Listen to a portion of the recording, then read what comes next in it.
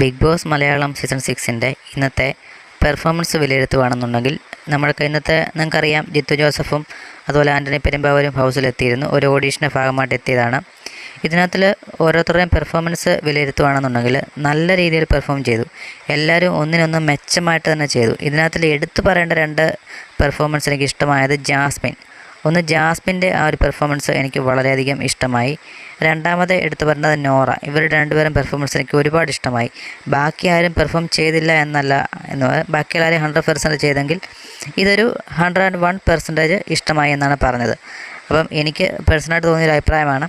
പിന്നീട് പറയാനുള്ളത്, ഇവരെ രണ്ടുപേരെ, അതായത് ഈ ഒരു പെർഫോം ചെയ്ത ഈ ഒരു കണ്ടസ്റ്റൻസായിട്ടുള്ള ഇത്രയും ആൾക്കാരിൽ നിന്ന് രണ്ടുപേരെ സിനിമയിലേക്ക്, അവരുടെ അടുത്ത സിനിമയിലേക്ക് എടുക്കുമെന്ന് അവർ പറഞ്ഞിട്ടുണ്ട്. അതാരാണെന്ന് ഇപ്പോൾ പറഞ്ഞിട്ടില്ല. അതാരാണെന്ന് ഫിനാലെ നടക്കുന്ന വേദിയിൽ അവർ പ്രഖ്യാപിക്കുമെന്നാണ് പറഞ്ഞിട്ടുള്ളത്.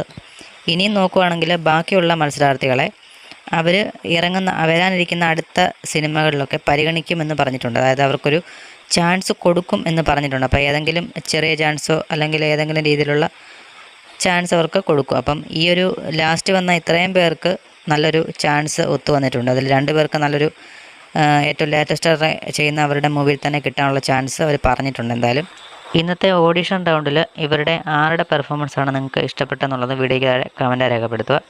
അതുപോലെ തന്നെ ഇവർ രണ്ടുപേരെ എടുക്കുമെന്ന് പറഞ്ഞു. അത് ആരൊക്കെ ആയിരിക്കും ആ രണ്ടുപേരെന്ന് നിങ്ങൾക്ക് തോന്നുന്നെങ്കിൽ അതും കമൻറ്റായി രേഖപ്പെടുത്തുക. കൂടുതൽ ബിഗ് ബോസ് വാർത്തകൾക്കായി മറക്കാൻ നമ്മുടെ ചാനൽ സബ്സ്ക്രൈബ് ചെയ്യട്ടെ.